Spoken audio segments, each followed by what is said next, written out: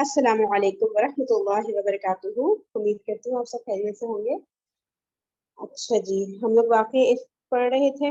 تھوڑا سا اس کا کوئی ریکیپ کر دیتی ہوں کہ جو غزوہ ہوا تھا، غزوہ بن المصطلق، تو اس میں ہم نے پڑھا تھا کہ ہر غزوے میں نبی پاک صلی اللہ علیہ وسلم اپنی کسی ایک زوجہ کو ساتھ لے کر جاتے تھے غزوے پر. تو قرآن اندازی کے ذریعے ڈیسائیڈ کرتے تھے. تو اس دفعہ جب قرآن اندازی کی تو حضرت عائشہ رضی اللہ تعالیٰ عنہا جو ہے ان کا نام آیا تو ان کو وہ ساتھ لے کر گئے. اچھا، پھر بتا رہے ہیں کہ حضرت عائشہ رضی اللہ عنہا جو ہودہ جو ہوتا ہے ان کے اوپر جو رکھا ہوتا ہے ڈولی ٹائپ کا جو کور ہوتا ہے پورا، تو اس میں بیٹھی ہوئی تھی. پھر اس کے بعد حاجت کے لیے وہ جب ایک جگہ پر اتری تو وہاں پر ان سے جو ہے ایک ہار تھا ان کی بہن کا ان کے پاس، وہ ان سے غائب ہو گیا. تو وہ وہاں پر ان کو وہی ہار ڈھونڈنے میں دیر ہو گئی. تو اس لیے پھر جو ہے وہ جو ہودج تھا اس کو واپس جو لوگ ان کے ساتھ تھے انہوں نے اونٹ پہ رکھا اور وہ آگے نکل گئے اور ان کو ریئلائز ہی نہیں ہوا کہ اس میں بیٹھی ہوئی نہیں ہے حضرت عائشہ رضی اللہ عنہا، کیونکہ وہ اتنا ان کا وزن کم تھا کہ وہ سمجھتے تھے کہ وہ اس میں بیٹھی ہوئی ہے. تو اس طرح سے کر کے وہ لوگ آگے چلے گئے اور پھر جو ہے پیچھے رہ گئی حضرت عائشہ رضی اللہ عنہا. اور پھر انہوں نے وہاں پہ ویٹ کیا کہ جب ان لوگوں کو آگے جا کے پتا چلے گا کہ میں اس پہ نہیں ہوں تو یہ واپس اسی جگہ پر آئیں گے. تو پھر وہ وہاں پہ ہی رہ گئی. وہاں پر پھر صفوان بن معطل رضی اللہ تعالیٰ عنہ آئے اور ان کے ساتھ پھر ان کی سواری پر حضرت عائشہ رضی اللہ عنہا بیٹھ کر جو ہے وہاں پہ جہاں پہ پڑاؤ ڈالا ہوا تھا مسلمانوں نے وہاں تک پہنچ گئی. وہاں پہ جب لوگوں نے آتے ہوئے دیکھا ان دونوں کو تو پھر غلط غلط باتیں کرنا شروع کی. اور جو ان میں ٹاپ آف دا لسٹ تھا عبداللہ بن ابی تھا، اس کو اچھا موقع مل گیا کہ بھائی چلو اب جو ہے بدنام کرتے ہیں رسول پاک صلی اللہ علیہ وسلم کی زوجہ کو نعوذ باللہ. تو اس نے بہت خوب زبردست والا اس نے پروپیگنڈا کیا اور ہر طرف یہ بات مشہور کرنا شروع کر دی، ہماری تہمت لگائی حضرت عائشہ رضی اللہ عنہا پر. اچھا، اس کے بعد پھر جب رسول پاک صلی اللہ علیہ وسلم کو یہ بات پتہ چلی تو وہ بالکل خاموش ہو گئے اور جو ہے کوئی وحی بھی اس وقت تک نہیں آئی تھی. پھر انہوں نے صحابہ کرام رضی اللہ عنہم سے مشورہ کیا کہ کیا کرنا چاہیے مطلب ایسے معاملے میں. پھر اس کی ہم نے ڈیٹیلز جانی تھی. اس کے بعد انہوں نے توجہ دلائی کہ یہ عبداللہ بن ابی مطلب حد سے ہی گزرتا جا رہا ہے، تو اس کے معاملے میں کیا کرنا چاہیے. تو اس پہ پھر ہم نے ڈیٹیلز ڈسکس کی. پھر ان دی اینڈ اس کے خلاف کوئی ایسے فیصلہ نہیں ہوا تھا، لیکن لوگوں کو آئیڈیا ہونا شروع ہو گیا تھا اس کی حرکتوں کے بارے میں. اچھا، پھر حضرت عائشہ رضی اللہ عنہا کا یہ تھا کہ وہ بیمار پڑ گئی تھی غزوے سے آتے ہی. تو کوئی 1 مہینے تک وہ بیمار تھی تو ان کو پتہ ہی نہیں چلا تھا کہ ان پر یہ تہمت لگی ہے اور پورے مدینے میں اس کا چرچا ہوا ہے. تو پھر جب وہ ریکور کر گئی 1 مہینے بعد تو پھر وہ حضرت ام مصطح رضی اللہ عنہا کے ساتھ تھیں. تو انہوں نے ان کو بتایا حضرت ام مصطح رضی اللہ عنہا نے کہ جو ہے ان کے خلاف اس طرح سے پروپیگنڈا ہو رہا ہے، ان کا بیٹا بھی اس میں جو ہے شریک ہے. تو وہ بہت حیران ہوئی. بالکل ظاہر ہے ان کو آئیڈیا بھی نہیں تھا کہ اس طرح کی کوئی بات ان کے اگینسٹ ہو رہی ہے. تو انہوں نے رسول پاک صلی اللہ علیہ وسلم سے اجازت چاہی اور اپنے والدین کے پاس گئی اور وہاں پہ پھر ان کو پتا چلا کہ یہ تو واقعی میں ایسا ہے، یہ تو پروپیگنڈا ہو رہا ہے. اور پھر وہ اتنا روئی کہ بتا رہے کہ 2 راتیں اور 1 دن تک روتی رہی، نہ وہ سو پائیں، نہ ان کے آنسو رک رہے تھے. اس حالت میں تھی کہ ایسا معلوم ہو رہا تھا کہ جیسے ان کا کلیجہ شک ہو جائے گا، جسے کہتے ہیں نا کلیجہ بھر آنا، بالکل ایسا لگے کہ اب کلیجہ پھٹ جائے گا نا. تو اتنا زیادہ وہ غمگین تھی. پھر نبی پاک صلی اللہ علیہ وسلم جب ان کے پاس آئے تو انہوں نے ان سے فرمایا کہ آپ جو ہے یا تو آپ ایکسیپٹ کر لیں کہ آپ سے یہ گناہ ہو گیا ہے، اور پھر جو ہے آپ اللہ تعالیٰ سے مغفرت مانگے تو اللہ تعالیٰ تو توبہ قبول کرنے والے ہیں، اللہ تعالیٰ آپ کی توبہ کو قبول فرما لیں گے. ٹھیک ہے، اور اگر آپ نے ایسا کچھ بھی نہیں کیا تو پھر اللہ تعالیٰ ظاہر کر دیں گے آپ کی مطلب کہ برات کا اعلان کر دیں گے کہ بھئی آپ نے ایسا کچھ بھی نہیں کیا. تو پھر حضرت عائشہ رضی اللہ تعالیٰ عنہ نے فرمایا کہ میں آپ لوگوں نے اس بات مطلب اس کا مفہوم بتا رہی ہوں کہ جو ہے اللہ تعالیٰ تو جانتے ہیں اس ساری حقیقت کو. تو آپ لوگوں نے تو اس بات پہ مطلب یقین کر ہی لیا ہے کہ ایک طرح سے کہ جو ہے جو لوگ پروپیگنڈا کر رہے ہیں تو باقی میں وہی سچ ہے. تو اب اگر میں بولوں گی بھی کہ میں نے ایسا کچھ نہیں کیا ہے تب بھی جو ہے وہ آپ لوگ میری بات پہ یقین ہی نہیں کر رہے ہوں گے، اور لیکن اللہ تعالیٰ تو خوب جانتا ہے. اور اگر میں یہ بولوں گی کہ واقعی میں نے ایسا کیا تو اللہ تعالیٰ جانتے ہیں کہ ایسا میں نے کچھ بھی نہیں کیا ہے. اور پھر آگے انہوں نے کہا کہ جیسا کہ حضرت یوسف علیہ السلام کے والد نے فرمایا تھا کہ ترجمہ ہے جو قرآن کی آیت کا کہ صبر ہی بہتر ہے اور تم لوگ جو کچھ کہتے ہو اس پر اللہ کی مدد مطلوب ہے. یعنی کہ اب مجھے صبر ہی کرنا ہے، جو کچھ بھی آپ لوگ سٹوری بنا رہے ہیں اور اس پر جو ہے اللہ تعالیٰ کی مدد مطلوب ہے. یعنی کہ بس اب اللہ تعالیٰ مدد فرمائیں گے اور جو حقیقت ہے وہ لوگوں کے سامنے لے آئیں گے. تو یہی والی بات انہوں نے کہی حضرت عائشہ رضی اللہ عنہا نے. اچھا یہاں تک ہم نے ریڈنگ کی تھی. اچھا اس میں نا یہ صحیح بخاری کی حدیث نمبر 4141 ہے, ٹھیک ہے, 4141 ہے, جس میں یہ واقعہ بہت ڈیٹیل میں, بہت یعنی کہ کتابوں میں زیادہ ڈیٹیل جاری ہوتی ہے نا, حدیث میں تو بس ٹو دا پوائنٹ بات ہو رہی ہوتی ہے, لیکن وہ حدیث بہت زیادہ ڈیٹیل میں. تو انشاءاللہ ہم لوگ اس کو بھی پڑھیں گے جب یہ واقعہ ہم اس بک سے ریڈ کر لیں گے نا, تو پھر صحیح بخاری کی حدیث پھر ہم اوپن کر لیں گے. مے بی آج نہیں ہو سکے تو انشاءاللہ آگے.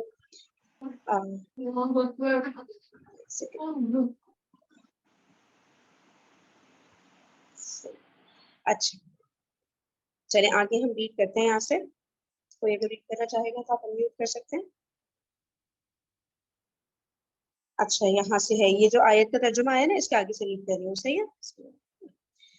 اس کے بعد حضرت عائشہ رضی اللہ تعالیٰ عنہ دوسری طرف جا کر لیٹ گئیں, اور اسی وقت رسول اللہ صلی اللہ علیہ وسلم پر وحی کا نزول شروع ہو گیا.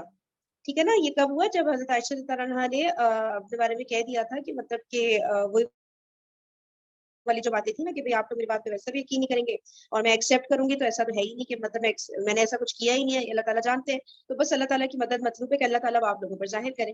تو اللہ تعالیٰ نے پھر وحی نازل فرمائی. تو اب ہم آگے پڑھیں. اس کے بعد حضرت عائشہ رضی اللہ تعالیٰ عنہ دوسری طرف جا کر لیٹ گئیں, اور اسی وقت رسول اللہ صلی اللہ علیہ وسلم پر وحی کا نزول شروع ہو گیا. پھر جب آپ صلی اللہ علیہ وسلم سے نزول وحی کی شدت و کیفیت ختم ہوئی تو آپ مسکرا رہے تھے, اور آپ صلی اللہ علیہ وسلم نے پہلی بات جو فرمائی وہ یہ تھی کہ اے عائشہ, اللہ نے تمہیں بری کر دیا. اس پر خوشی سے ان کی ماں بولی, عائشہ حضور صلی اللہ علیہ وسلم کی جانب اٹھو, شکریہ ادا کرو. انہوں نے اپنے دامن کی برات اور رسول اللہ صلی اللہ علیہ وسلم کی محبت پر اعتماد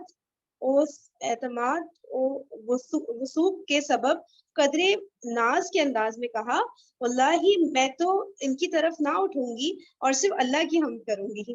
صحیح. تو اب بتا رہے عائشہ رضی اللہ عنہا ادھر لیٹ گئی تھی, تو اس وقت نبی پاک صلی اللہ علیہ وسلم کے اوپر وحی کا نزول ہوا, اور جب وحی نازل ہو چکی تو ظاہر جب وحی نازل ہو رہی تھی تو ہم نے پڑھا ہے کہ کیسی ایک کیفیت طاری ہوئی بھی ہوتی تھی رسول پاک صلی اللہ علیہ وسلم پر. تو جب وہ کیفیت طاری ہوئی, اس کے بعد جب کیفیت ختم ہوئی تو پھر آپ جو ہے مسکرانا شروع ہو گئے, کیونکہ اللہ تعالیٰ نے پوری حقیقت کھول کے رکھ دی تھی نبی پاک صلی اللہ علیہ وسلم پر. تو اور پھر جو ہے پہلی بار جو انہوں نے فرمائی, انہوں نے یہ کہا کہ اللہ تعالیٰ نے تمہیں بری کر دیا. اے عائشہ, حضرت عائشہ رضی اللہ عنہا کو مخاطب کر کے کہا. تو ان کی جو ماں ہے حضرت عائشہ رضی اللہ عنہا کی, انہوں نے کہا کہ اپنی بیٹی کو کہ جو ہے آپ اٹھیں اور ان کا شکریہ ادا کریں نبی پاک صلی اللہ علیہ وسلم کا. تو پھر حضرت عائشہ رضی اللہ عنہا نے کہا کہ میں تو ان کی طرف نہ اٹھوں گی اور صرف اللہ تعالیٰ کی حمد بیان کروں گی, یعنی کہ جس نے وہ پوری بات کھول کے رکھ دی نا سب کے سامنے. اچھا اس موقع پر واقع عفق سے متعلق جو آیات اللہ نے نازل فرمائی وہ سورہ نور کی 10 آیات ہیں, جو ان الذین جاؤوا بالعفق. اچھا اب یہ عصبہ ہے, اس پر میں یہ نہیں جانتی, پھر منکم سے شروع ہوتی ہیں. اچھا یہ آیات آ گئی, اس کے بعد تہمت. تو یہ آیات پہ دیکھ لیتے ہیں نا, سورہ نور کی 10 آیات. یہ آپ لوگ بتا سکتے ہیں کون سی 10 آیات ہیں, تاکہ میں ایک منٹ دیکھ لیتی ہوں ان کا, پھر میں بھی ترجمہ کر دیتی ہوں. آپ ایسا کرتی ہوں. یہ بالکل آلموسٹ شروع میں ہی ہے آیات جو ہے. اچھا ٹھیک ہے.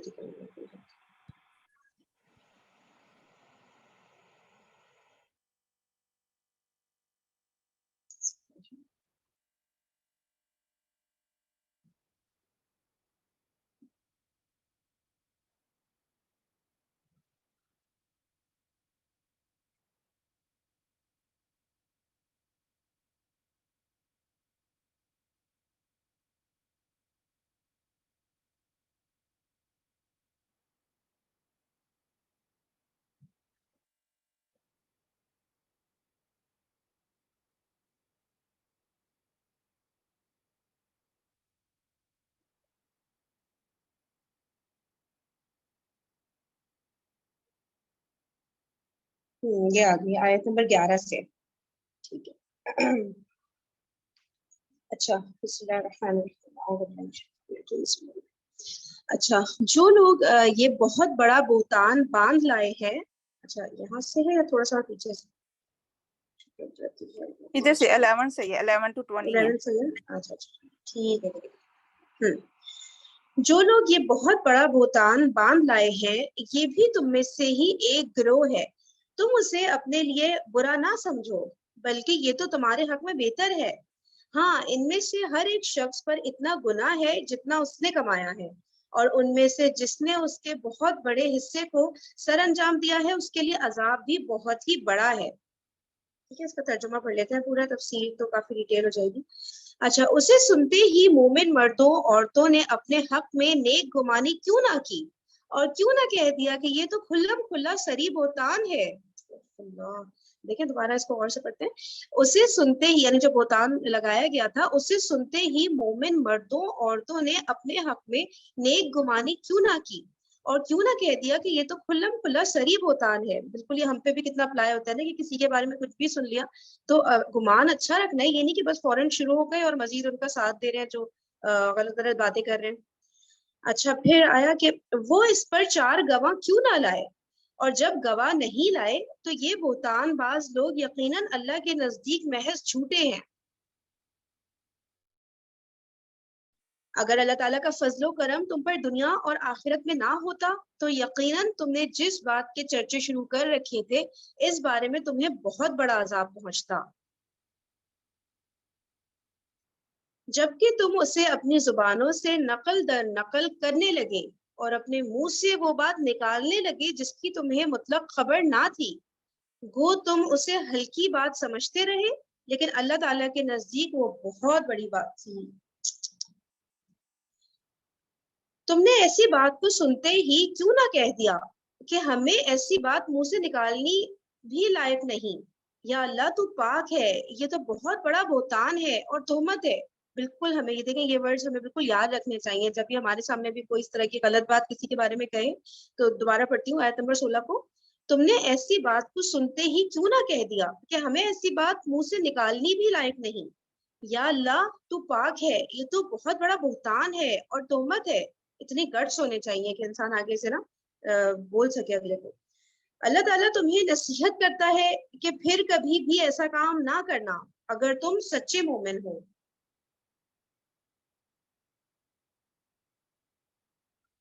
اللہ تعالیٰ تمہارے سامنے اپنی آیتیں بیان فرما رہا ہے اور اللہ تعالیٰ علم و حکمت والا ہے.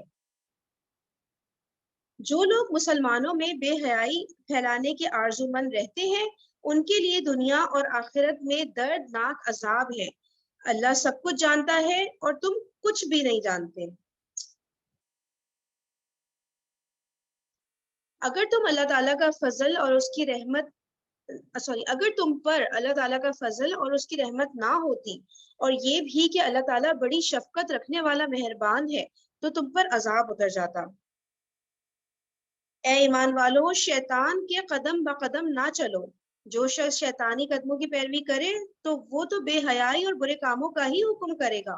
اور اگر اللہ تعالیٰ کا فضل و کرم تم پر نہ ہوتا تو تم میں سے کوئی بھی کبھی بھی پاک صاف نہ ہوتا. لیکن اللہ تعالیٰ جس سے پاک کرنا چاہے کر دیتا ہے اور اللہ سب سننے والا سب جاننے والا ہے.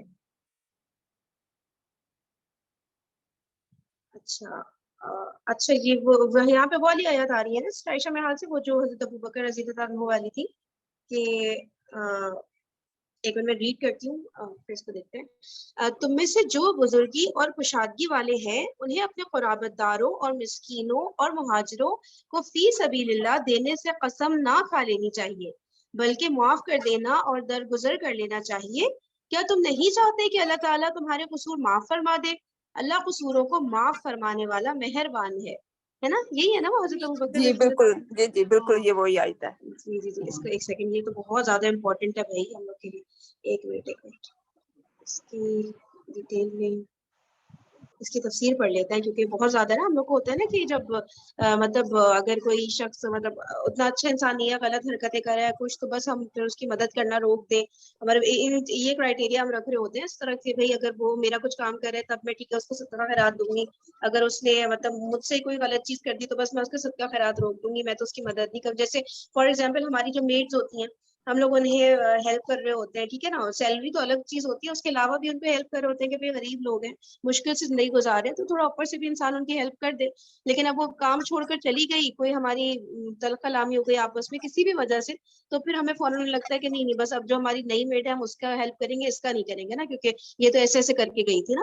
تو میرے خیال سے ہم اس بات کو بھی اس سے ریلیٹ کر سکتے ہیں کہ یہ سب چیزیں نہیں دیکھنی ہے, آپ نے یہ دیکھنا ہے جو ڈیزرونگ ہے اس کو دے دو. اب آپ کے اس سے جیسے بھی تعلقات ہیں وہ اپنی جگہ پر ہیں, لیکن وہ جو ڈیزرونگ ہے وہ اس بات کو اہمیت دینی ہے. اور بھی کوئی اگزامپل آپ لوگ کے ذہن میں ہے تو آپ لوگ بتا سکتے ہیں.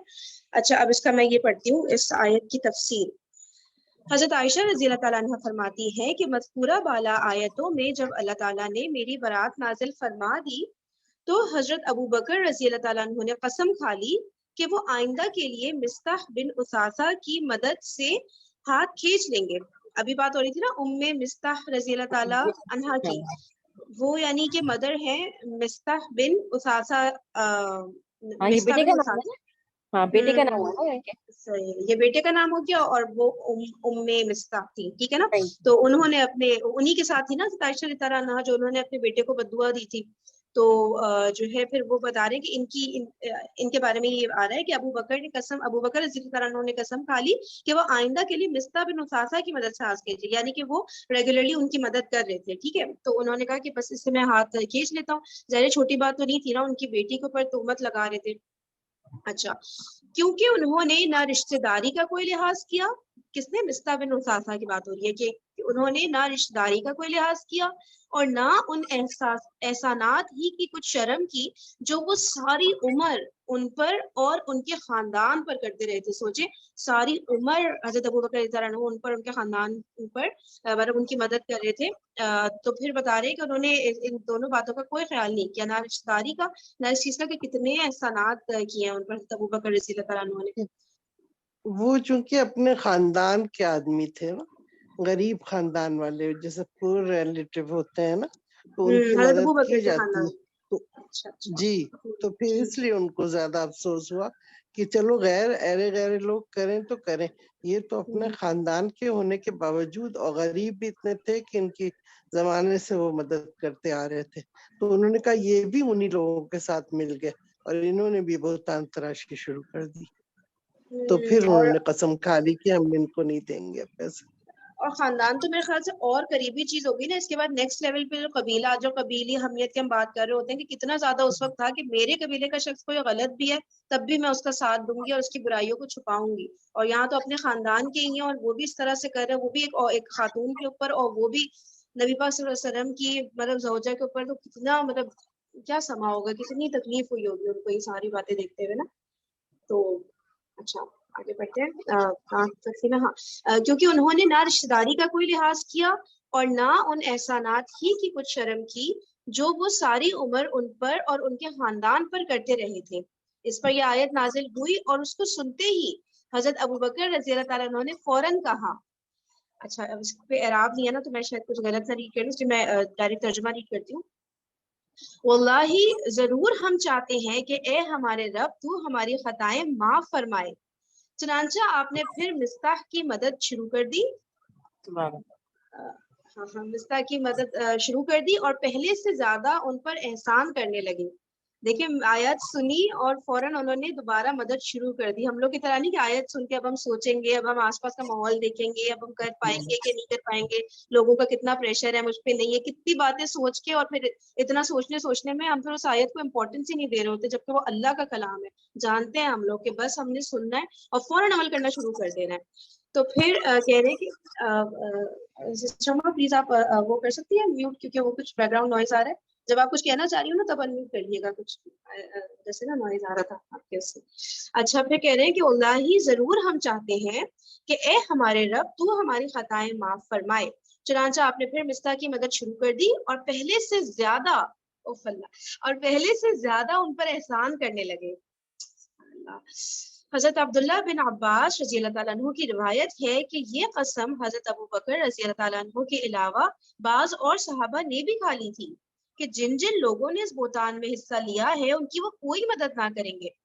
اس آیت کے نزول کے بعد ان سب نے اپنے عہد سے رجوع کر لیا. اس طرح وہ تلخی آنن فانن دور ہو گئی جو اس فتنے نے پھیلا دی تھی. یہاں ایک سوال پیدا ہوتا ہے کہ اگر کوئی شخص یہ مودودی صاحب کا اسٹائل ہے نا لکھنے کا, کہ جو ہمارے ذہن میں سوال آ رہے ہوتے ہیں وہ وہاں فوراً لکھتے ہیں کہ آپ لوگ ذہن میں یہ سوال آ رہا ہوگا. تو یہاں پہ انہوں نے لکھا ہے کہ یہاں ایک سوال پیدا ہوتا ہے کہ اگر کوئی شخص کسی بات کی قسم کھا لے پھر بعد میں اسے معلوم ہو کہ اس میں بھلائی نہیں ہے اور وہ اس سے رجوع کر کے وہ بات اختیار کر لے جس میں بھلائی ہے، تو آیا اسے قسم توڑنے کا کفارہ ادا کرنا چاہیے یا نہیں؟ سمجھ گئے نا آپ لوگ؟ ایک دفعہ اور اس کو ریڈ کرتی ہوں.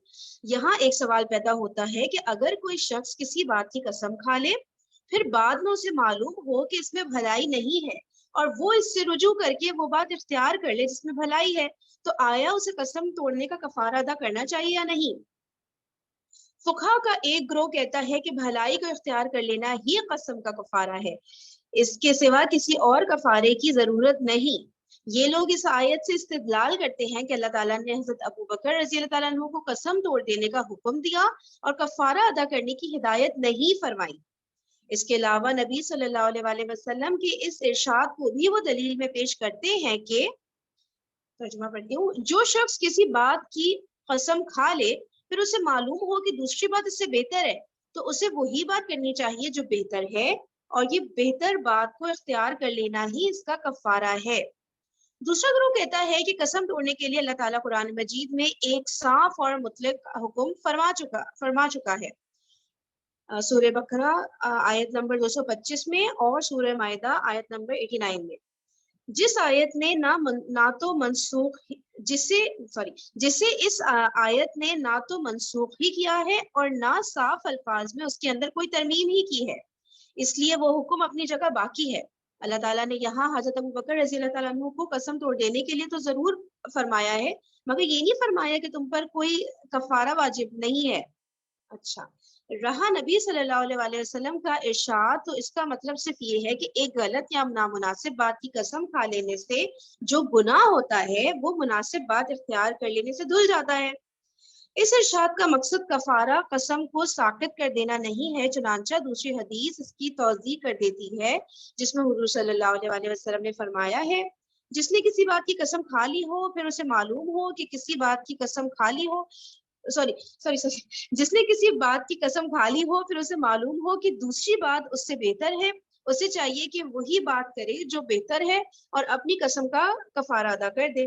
اس سے معلوم ہوا کہ قسم توڑنے کا کفارہ اور چیز ہے اور بھلائی نہ کرنے کے گناہ کا کفارہ اور چیز. ایک چیز کا کفارہ بھلائی کو اختیار کر لینا ہے اور دوسری چیز کا کفارہ وہ ہے جو قرآن نے خود مقرر کر دیا ہے. اچھا، مزید تشریح ٹھیک ہے، ایک سیکنڈ دیکھتے ہیں اس کی نیکسٹ آیت بھی سے ریلیٹڈ ہے. ابھی جو ہم نے تفسیر پڑھی نا وہ اس آیت کی تھی. تم میں سے جو بزرگی اور کشادگی والے ہیں انہیں اپنے قرابت داروں اور مسکینوں اور مہاجروں کو فی سبیل اللہ دینے سے قسم نہ کھا لینی چاہیے بلکہ معاف کر دینا اور درگزر کر لینا چاہیے. کیا تم نہیں چاہتے کہ اللہ تعالیٰ تمہارے قصور معاف فرما دے؟ اللہ قصوروں کو معاف فرمانے والا ہے. کتنا زیادہ امپورٹنس دی گئی ہے نا اسپیشلی اس بات کی کہ جو رشتے دار ہیں، مسکین ہے، مسکین اور مہاجر یہ سب جو ہے ان کو تو پھر ہم مدد کر دیتے ہیں. رشتے داروں میں ہمیں ہوتا ہے کہ بس ان سے ہمارے تعلقات اچھے نہیں ہیں تو اب یہ اگر فائنینشلی مطلب مشکل میں ہے تو بس ہم کیوں مدد کریں کیونکہ ہماری تو تعلقات ہی ان سے اچھے نہیں ہے نا. اور کتنا زیادہ اس کا مطلب یہ غلط بات ہوتی ہے اور کتنا اس کا ثواب ہے رشتے داروں کی مدد کرنے کا. اور ہم لوگ گلی محلے میں غریب ڈھونڈ رہے ہوتے ہیں اور اپنے جو سگے ہوتے ہیں ان کو چھوڑ بیٹھے ہوتے ہیں نا تکلیف میں. جو لوگ پاک دامن بھولی بھالی با ایمان عورتوں پر تہمت لگاتے ہیں وہ دنیا و آخرت میں ملعون ہیں اور ان کے لیے بڑا بھاری عذاب ہے، جبکہ ان کے مقابلے میں ان کی زبانیں اور ان کے ہاتھ پاؤں ان کے اعمال کی گواہی دیں گے. اچھا ہم لوگ اب وہ کنٹینیو کر لیتے ہیں جو ہم لوگ سن رہے ہوتے ہیں نا فرائیڈے کو بھی اور سیٹرڈے کو بھی سورہ کہف کی ہم ان ڈیپتھ اسٹڈی. تو اب یہاں سے میں وہ کر دیتی ہوں کنٹینیو، پھر یہ اس واقعے کی جو مزید ہے ریڈنگ انشاءاللہ پھر ہم دیکھتے ہیں کل یا پرسوں کرتے ہیں انشاءاللہ. اس کو شیئر کرتے ہیں، بس مجھے 1 منٹ دے تو میں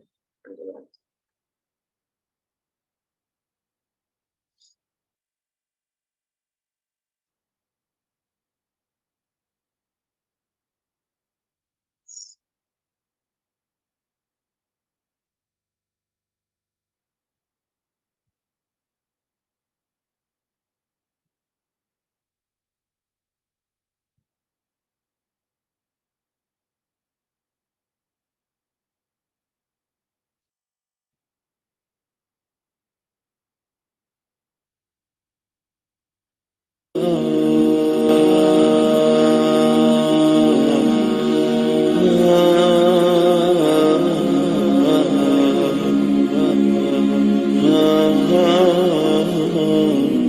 مطلب کیا ہے بتانے کا کہ they were very close to their death. نیند میں ہم کیا ہوتے ہیں؟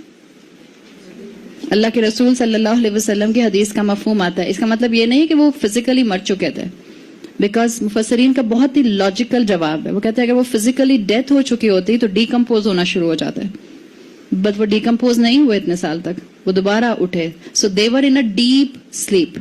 لیکن اللہ نے بعثا کا لفظ اس لیے استعمال کیا کہ they were very close to death. اور جب آپ اسلام کے ایسنس کو سمجھتے اور پڑھتے ہیں تو آپ کو پتہ چلتا ہے کہ رسول اللہ صلی اللہ علیہ وسلم کی احادیث بتاتی ہیں کہ ایک حدیث میں آپ نے موت کو نیند کا بھائی کہا, اور ایک حدیث میں آپ نے موت کو نیند کی بہن کہا. ایک حدیث میں الفاظ آتے ہیں النوم اخو الموت, نوم نیند, اخو الموت موت کا بھائی ہے. اور پھر اس میں الفاظ آتے ہیں وَأَهْلُ الْجَنَّةِ لَا يَنَامُونَ, اہل جنت کو کبھی نیند نہیں آئے گی. آپ کو پتا ہے آپ جنت میں سوئیں گے نہیں. آپ کہیں اچھا جنت میں نہیں سوئیں گے تو یہاں دنیا میں جتنا سو سکتی ہوں سو جاؤں, تو جنت میں ہم سوئیں گے کیوں نہیں؟ ذرا وجہ تو بتائیں. دنیا میں ہم سوتے کیوں ہیں؟ تھکن سے سوتے ہیں. تو جنت میں تو کوئی تھکن ہی نہیں ہوگی.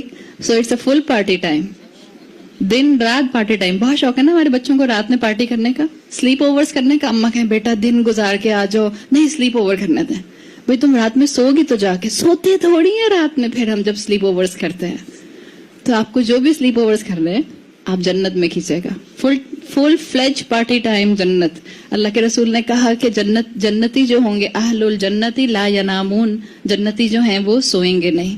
اور جب سوئیں گے نہیں تو اس لیے جنتیوں کو موت بھی نہیں آئے گی. اللہ کے رسول صلی اللہ علیہ وسلم کہتے ہیں, اور یہ صحیح حدیث ہے, امام السیوطی کے مطابق صحیح حدیث ہے, معجم الاوسط میں آتی ہے. موت کو نیند کی بہن کیوں کہا جاتا ہے؟ اس کے لیے جو اسکالرز کہتے ہیں وہ کہتے ہیں کہ اس لیے کہ نیند اور موت میں بہت بہت کلوز سملیرٹی ہے. جب ہم سو جاتے ہیں تو ہماری روح ہمارے جسم سے نکل جاتی ہے. یہ آپ کو معلوم ہے, اسلام جو ہے ٹریڈیشنز ہیں ہمیں یہی بتاتے ہیں. جب ہم سوتے ہیں ہماری روح ہمارے جسم کو چھوڑ دیتی ہے, لیکن اس وقت روح کا چھوڑنا اور موت کے وقت روح کا چھوڑنا بہت سلائٹلی سا فرق اس میں ہوتا ہے. جب نیند میں جسم سے روح جسم کو چھوڑتی ہے تو ایک سٹرینڈ کے ساتھ اٹیچڈ رہتی ہے. مجھے ہمیشہ یہ بات سن کے نا وہ کائٹ یاد آتی ہے, پتنگ. آپ پتنگ کو چھوڑتے جائیں, جتنی آپ کی ڈور لمبی ہوگی وہ پتنگ جو ہے وہ جاتی رہے گی. جتنا آپ کا امیجنیشن پاور بہت اسٹرانگ ہوتا ہے. بعض لوگ کہتے ہیں میں خواب میں وہاں پہنچ گئی, وہاں پہنچ گیا, وہاں چلی گئی, وہ کر لیا. So it's all about your mind کہ آپ کیا کرتے ہیں اور اللہ کتنی اس کو گنجائش دیتا ہے. اصل چیز کیا ہے کہ موت اور نیند کا فرق یہ ہے کہ جب ہم سوتے ہیں تو ہماری روح جب بھی جسم کو چھوڑتی ہے لیکن وہ ایک سٹرینڈ کے ساتھ جڑی رہتی ہے, اور جب اللہ حکم دیتا ہے تو پھر وہ سٹرینڈ کاٹ دیا جاتا ہے, اور وہ موت جو ہوتی ہے وہ پھر اصل موت ہوتی ہے. موت کے وقت میں بھی روح کو نکالا جاتا ہے لیکن اس سٹرینڈ کو کاٹ دیا جاتا ہے. آپ دیکھیں آج بھی بہت سے انسان ان کا انتقال نیند میں ہو جاتا ہے. بہت سے انسانوں کا انتقال نیند میں ہوتا ہے, اس لیے کہ اللہ تعالیٰ کا اذن ہوتا ہے تو وہ جب روح جسم سے نکلتی ہے تو اللہ اس دھاگے کو, اس سٹرینڈ کو کاٹ دیتا ہے, پھر وہ واپس نہیں آتے. سورہ زمر میں اس کا ذکر بھی آتا ہے.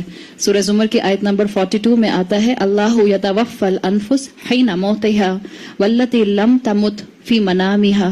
اللہ کسی بھی نفس کو موت دیتا ہے, وفات دیتا ہے جب اس کی موت کا وقت ہوتا ہے, اس کی نیند کے اندر. فَيُمْسِكَ الَّتِي قَضَى عَلَيْهَا الْمَوْتَ, اور جس کی موت کا وقت نہیں ہوتا اللہ اس کو چھوڑ دیتا ہے, جس کا ہوتا ہے اس کو روک لیتا ہے. یعنی جب ہم اٹھتے ہیں تو اصل میں ہمیں ایک طرح سے نئی سی زندگی ملتی ہے. جبھی رسول اللہ صلی اللہ علیہ وسلم نے ہمیں دعا سکھائی ہے, الحمدللہ الذی احیانا بعدما اماتنا.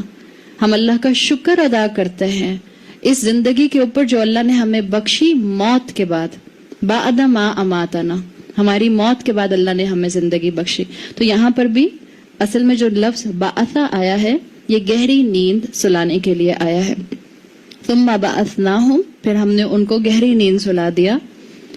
یہ تو اٹھانے کے لیے آیا. ثم بعثناہم, پھر ہم نے ان کو گہری نیند سے اٹھایا. لنعلم, تاکہ ہم جان لیں, ایو الحزبین احصی لما لبثوا امدا, کہ دونوں پارٹیز میں سے کون اس غار میں رہنے کی مدت کو صحیح کاؤنٹ کر سکتا ہے. اچھا اب یہ دونوں پارٹیز جو ہیں یہ کون سی ہیں؟ اس کے بارے میں اسکالرس کی مختلف رائے ہیں کہ دو پارٹیز یا دو گروہ جو آیا ہے وہ کیا ہے. حزب گروہ کو کہتے ہیں اور احزاب بھی گروہ کو کہتے ہیں, آپ کو معلوم ہے. جماعت بھی گروہ کو کہتے ہیں. حزب آتا ہے اسپیسیفکلی ایسے گروہ کے لیے جو کہ ایک ایجنڈا رکھتا ہو. صحیح؟ حزب اللہ اور قرآن میں آتا ہے حزب اللہ, اللہ کا گروہ. حزب الشیاطین شیطانوں کے گروہ. صحیح؟ تو دونوں الفاظ آتے ہیں. حزب اللہ کا ایک اسپیسیفک ایجنڈا ہوتا ہے. حزب اللہ اسپیسیفکلی اپنی دنیا کو اللہ کی مرضی کے مطابق گزارنے والے. حزب الشیطان وہ جو ہر معاملے کو شیطان کے وسوسوں کی بیسس پر کرتے ہیں. تو حزب عربی زبان میں کہتے ہیں ایسے گروہ کو جس کا کوئی پراپر ایجنڈا ہو. اللہ نے کہا یہاں پر کہ کون سا جو حزب ہے, ایو الحزبین, کون سا حزب جو ہے وہ صحیح شمار کرتا ہے. یہ جو یہاں لفظ آیا نا احصا, حمزہ ہا صاد اور پھر آگے یا کی شکل میں آپ کو ایک لیٹر لکھا ہوا نظر آ رہا ہے. حصا کہتے ہیں عربی زبان میں پیبلز کو. پیبلز ہوتے ہیں نا گارڈنز میں جو ہم رکھتے ہیں یا جو آپ کو سی سائٹ پر ملتے ہیں. حصا عربی زبان میں پیبلز کو کہتے ہیں. اور عرب کا یہ کلچر تھا کہ عرب کسی چیز کو کاؤنٹ کرنے کے لیے پیبلز اپنے پاس رکھا کرتے تھے. وہ کاؤنٹ کر کے اس سے چیزوں کا شمار کیا کرتے تھے. تو اللہ تعالیٰ نے وہاں یہاں پہ یہی لفظ استعمال کیا احصا, کہ کون سب سے اچھا کاؤنٹ کرتا ہے, کون سب سے بیسٹ کاؤنٹ کرتا ہے. جہاں تک دو گروہوں کی بات ہے اس میں مختلف اوپینینز ہیں. ایک اوپینین اس میں یہ ہے کہ یہ یہود اور نصارہ کے گروہ کی بات ہو سکتی ہے. یہ اوپینین یہ جیسے وہ یہودیوں کے پاس گئے تھے نا قریش کے لوگ کہ آپ ہمیں بتائیں کہ ہم کیا سوال کریں, تو ہو سکتا ہے کہ یہ قریش یا یہ یہود کی بات ہو. بعض لوگوں نے کہا کہ یہ اصحاب کہف ہی میں سے جو فتیاتن تھے انہی میں دو گروہ تھے. آگے آپ پڑھ لیں گی کہ ایک نے کہا کہ تمہارا کیا خیال ہے ہم کتنا ٹائم سوئے ہوں گے. تو ایک اوپینین اسکالرس کی یہ کہ ہو سکتا ہے یہ اصحاب کہف ہی کے آپس میں جو لوگ ڈسکس کر رہے تھے نوجوان انہی کے دو گروہوں کی بات ہو. اور ایک اوپینین اس کے بارے میں یہ ہے کہ جب اصحاب کہف ڈسکور ہوئے تھے, جب وہ دوبارہ اللہ نے ان کو اٹھا دیا, ثم بعثناہم, جب اللہ نے ان کو اٹھایا اور وہ شہر میں گئے اور ایکسپوز ہو گئے, تو آپ کو معلوم ہے کہ شہر کے لوگوں میں دو گروہ بن گئے تھے. کچھ لوگوں نے کہا تھا ان پر دیوار بنا دیتے ہیں, کچھ نے کہا تھا نہیں ان پر مسجد بنا دیتے ہیں, مونیومنٹ بنا دیتے ہیں. تو ہو سکتا ہے یہ ان دو گروہوں کی بات ہو. اور ایک رائے اسکالرس کی یہ کہ یہ ان جنرل قریش اور مسلمانوں کی گروہوں کی بات بھی ہو سکتی ہے. تو یہ 3-4 اوپینین ہیں اس اللہ کے کلام میں کہ یہ ایو الحزبین کون سا گروہ جو ہے وہ ہو سکتا ہے. اللہ کے رسول صلی اللہ علیہ وسلم سے اصل میں قریش نے کوئز کرنے کی کوشش کی تھی, اور اللہ تعالیٰ نے یہاں چیلنج کر دیا اس آیت میں. اللہ نے ان کو اٹھایا اور اللہ تم کو یہ بتا رہا ہے کہ ہاں اللہ نے ان کو اٹھایا لنعلم, تاکہ ہم جان لیں ایو الحزبین احصی لما لبثوا امدا, کہ کون بتائے گا اب کہ وہ کتنی مدت تک اس غار میں رہے. تم ہمارے رسول کو کوئز کرنے کی کوشش کر رہے تھے, ان کی اصحاب کہف کی اصل حقیقت تو تمہیں بھی نہیں پتا. آپ کو کل بتایا تھا کہ ان کی اپنی کتابوں کے اندر, ان کی اپنی ہسٹری کے اندر پیپل آف دا کیو کتنا ٹائم اس غار میں رہے اس میں کوئی کنسنسس نہیں ہے. کوئی کہتا ہے 400 سال, کوئی کہتا ہے 350 سال, کوئی کہتا ہے 120 سال, کوئی کہتا ہے نہیں 375 ایئرس. تو اللہ کے رسول صلی اللہ علیہ وسلم سے کوئز کرنے کی کوشش کر رہے تھے. اگر اللہ کے رسول ایگزیکٹ نمبر بتا بھی دیں گے تو تم کیسے ویریفائی کرو گے, تمہارے پاس تو کوئی ہسٹری نہیں ہے.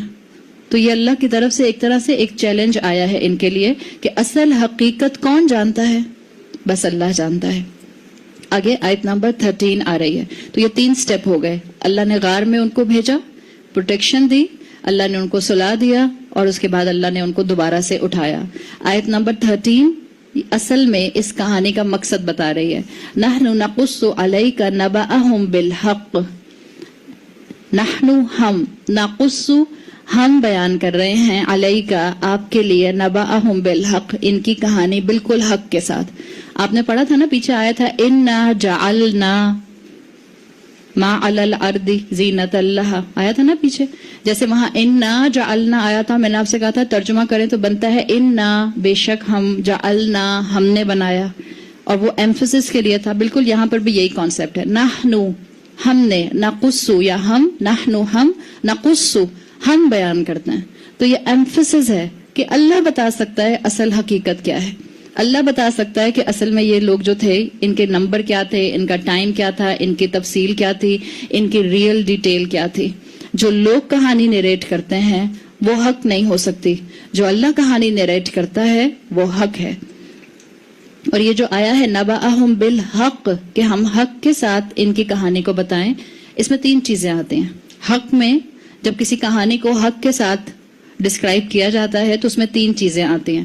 ایک اس میں آتی ہے ریالٹی، یہ کہانی سچی ہے، فولکلورز نہیں ہے، یہ بنی ہوئی کہانیاں نہیں ہیں، سیلف کریٹڈ فیلسیز نہیں ہیں، یہ ریالٹی ہے، یہ کہانی حقیقتاً ہوئی ہے.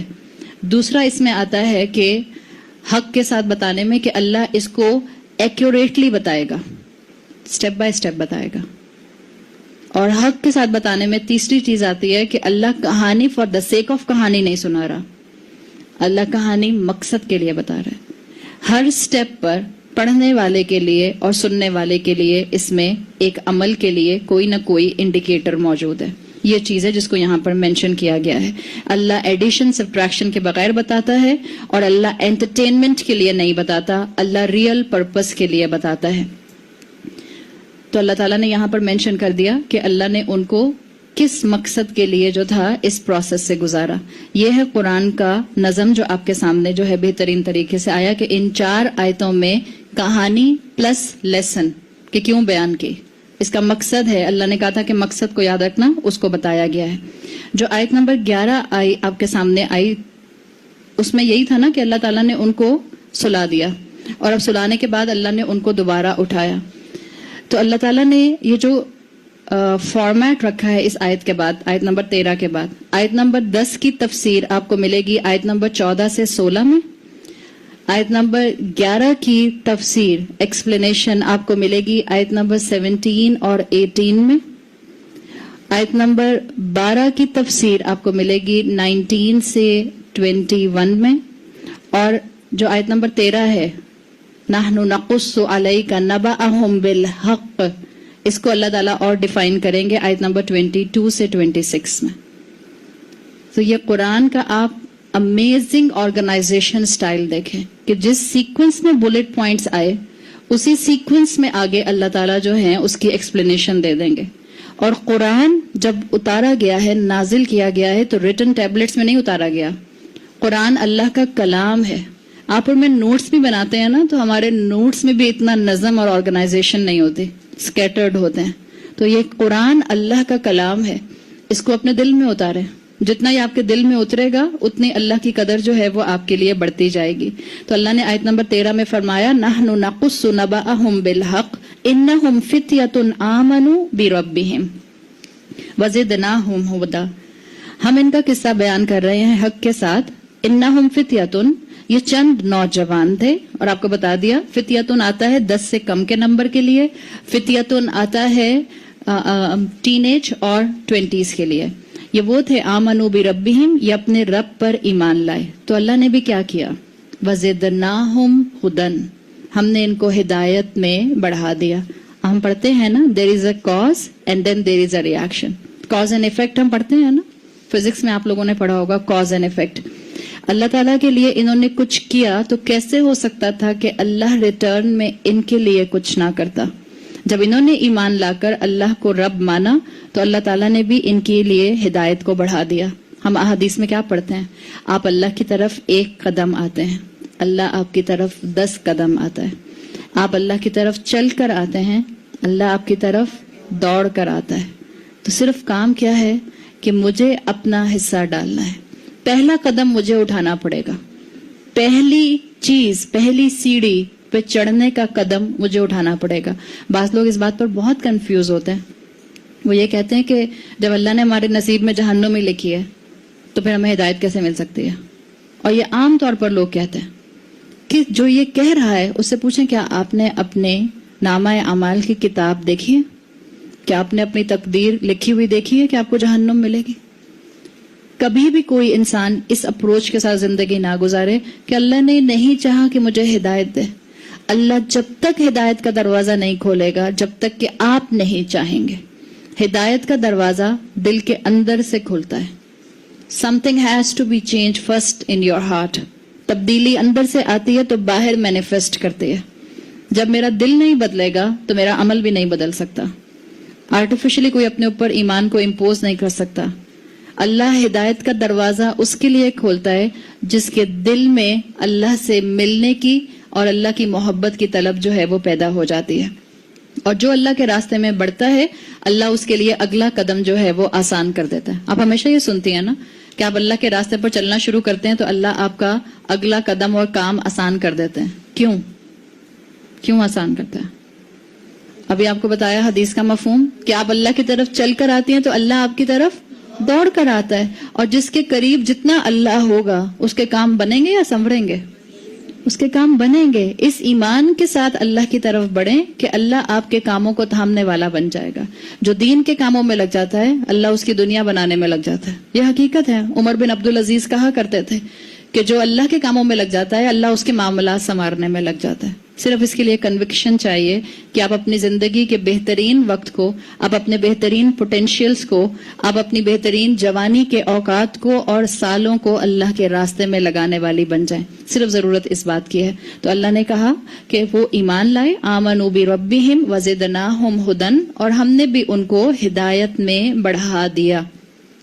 امام بخاری نے اسی آیت سے ایک دلیل نکالی ہے، اور وہ دلیل یہ نکالی ہے، وہ کہتے ہیں کہ انسان کا ایمان گھٹتا اور بڑھتا ہے، کم ہوتا ہے اور زیادہ ہوتا ہے. جیسے ہم سب محسوس کرتے ہیں جب ہم یہاں بیٹھے ہوتے ہیں یا ہم کسی بھی قرآن کی کلاس میں بیٹھے ہوتے ہیں، اور جب ہم قرآن سن رہے ہوتے ہیں، اللہ کا کلام سن رہے ہوتے ہیں، تو ہمارے دل میں نیکی کا جذبہ آ رہا ہوتا ہے نا. ہم کہتے ہیں اچھا آج گھر جا کے جو ہے وہ امی کی ہیلپ کروں گی کچن میں، آج افطاری میں ہیلپ کروں گی، اچھا آج میں جا کے سب کو مسکرا کے دیکھوں گی، اچھا آج میں جا کے میڈ کو جو ہے وہ تھوڑا سا ایکسٹرا صدقہ دے دوں گی، اچھا آج میں موبائل فون، بچیاں جو بیٹھی ہیں یہاں پہ ساری، آج میں موبائل فون جو ہے وہ زیادہ اپنے ہاتھ میں نہیں رکھوں گی، امی سے بیٹھ کے باتیں کروں گی، ابا سے باتیں کروں گی. یہ قرآن کی محفل میں نیکی کا جذبہ آ رہا ہوتا ہے. اور جو سب باقی ہم بڑی خواتین ہیں ہمارے اندر بھی نیکی کے جذبات آ رہے ہوتے ہیں. لیکن the moment you step in your house, پھر کیا ہو جاتا ہے کہ کسی نئی دنیا میں چلے جاتے ہیں، سب بھولنے لگ جاتا ہے نا. یہ ہوتا ہے، ایمان گھٹتا اور بڑھتا ہے. امام بخاری نے جو اصول الفقہ میں ڈرائیو کیا ہے وہ کہتے ہیں کہ جو انسان کے ایمان کی کیفیت ہے، الایمان یزید و ینقص، ایمان زیادہ بھی ہوتا ہے، ایمان کم بھی ہوتا ہے. کبھی آپ کے ایمان کے لحاظ سے بہت اچھے دن ہوتے ہیں، کبھی آپ کے ایمان کے لحاظ سے بہت لو ڈیز ہوتے ہیں. It's okay. جب انسان اللہ سے جتنا قریب ہونے کی کوشش کرتا ہے اس کا ایمان بڑھتا جاتا ہے. جیسے اللہ کے رسول صلی اللہ علیہ وسلم کی حدیث کا مفہوم آتا ہے کہ ایک زانی مومن نہیں ہو سکتا جبکہ وہ زنا کرے، ایک چور مومن نہیں ہو سکتا جبکہ وہ چوری کرے. اس کا ایمان چڑیا کی طرح یا پرندے کی طرح اس کے دل میں سے نکل کے اس کے سر کے اوپر اڑنا شروع کر دیتا ہے. اور جب تک اس کے دل میں واپس نہیں آتا، جب تک کہ وہ سچی توبہ نہیں کرتا، توبۃ النصوحہ نہیں کرتا. اس کا مطلب کیا ہے؟ مسلمان کبیرہ گناہ کر سکتے ہیں. اس کا یہی مطلب ہے نا. زنا کیا ہے؟ کبیرہ گناہ ہے. مسلمان کبیرہ گناہ کر سکتے ہیں. آپ کے پاس کوئی انسان آتا ہے، کوئی مسلمان آتا ہے اور اس سے کہتا ہے کہ میری زندگی میں یہ گناہ ہوئے ہیں. آپ کہتی ہیں استغفر اللہ العظیم، تم تو اسلام کے دائرے سے باہر، کافر، تمہارا تو کچھ نہیں ہو سکتا، اسٹریٹ فارورڈ جہنمی. یہ کرنا ہے؟ نہیں. اللہ اس کو ایمان میں بڑھائے گا. یاد رکھیں یہ ایکویشن ہے قرآن کی اور اسلام کی. آپ اس کو اللہ کے ساتھ جوڑیں. آپ اس سے کہیں اپنے فیتھ کا ریوائول کرو، آپ اس سے کہیں اپنے ایمان کو تازہ کرو، آپ اس سے کہیں اللہ سے مدد مانگو، اللہ سے معافی مانگو. جب وہ اللہ سے معافی مانگے گا تو اللہ اس کے ایمان کو بڑھا دے گا اور پھر وہ گناہوں سے دور ہو جائے گا. اور یہی چیز اللہ تعالیٰ نے یہاں مینشن کی ہے کہ جب انہوں نے اپنے رب پر ایمان لانے کا دعویٰ کیا، آمنوا بربہم، وہ اپنے رب پر ایمان لائے، وزدناہم ھدی، تو ہم نے ان کو ہدایت میں آگے بڑھا دیا. یہ چنک یہاں تک اس پورے واقعے کا ایک طرح سے مکمل ہو گیا. اب انشاءاللہ آیت نمبر 14 سے جو آگے آیت شروع ہوگی اس میں یہ تفسیر کے ساتھ آئے گا. اور الحمدللہ یہ وہ واقعہ ہے جو آپ آلموسٹ سارا کا سارا جو ہیں وہ سن چکی ہیں. اس پر انشاءاللہ ہم کوشش کریں گے کہ ہم تیزی سے گزر جائیں. اچھا ایک ریکویسٹ آپ سے یہ کرنی ہے، میرا ٹائم ہو گیا یا میری گھڑی کچھ آگے پیچھے ہو گیا؟ ایک ریکویسٹ یہ کرنے کہ کل یہاں پر انشاءاللہ ہبا جو میگزین ہے ان کا سٹال لگے گا. تو اگر آپ تھوڑا سا 5-10 منٹ اپنے ایکسٹرا ڈرائیورز کو بتا کے آ جائیں، اور اگر آپ وہاں کچھ جا کے اس سٹال پہ سروے کرنا چاہیں اور کچھ لینا چاہیں، so you people are most welcome. جزاک اللہ خیرن. بارک اللہ علی ولکم فی القرآن الحکیم ونفعنی وإیاکم بآیاتی وذکر الحکیم. سبحانک اللہم وبحمدک نشہد ان لا الہ الا انت نستغفرک ونتوب الیک. جزاک اللہ خیرا. السلام علیکم ورحمۃ اللہ وبرکاتہ.